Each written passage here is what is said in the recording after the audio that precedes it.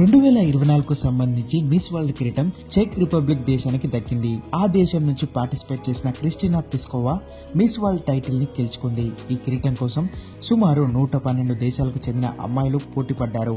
Lebanon కు చెందిన యాస్మినా first runner up గా నిలిచింది. మిస్ వరల్డ్ ఫైనల్ మార్చి 9న ముంబైలోని జియో వరల్డ్ కన్వెన్షన్ సెంటర్ లో జరిగింది. చివరిసారిగా ఈ పోటీలో గెలిచిన పోలాండ్ కు చెందిన కరోలినా ఈసారి క్రిస్టినా ప్లిస్కోవాకు పట్టాభిషేకం చేశారు.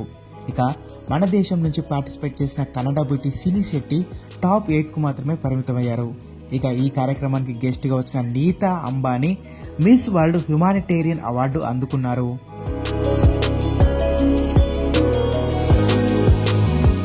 ఇక మిస్ వరల్డ్ గెలుచుకున్న క్రిస్టియానా విషయానికి వస్తే ఆమె వయసు 24 ఏళ్లు.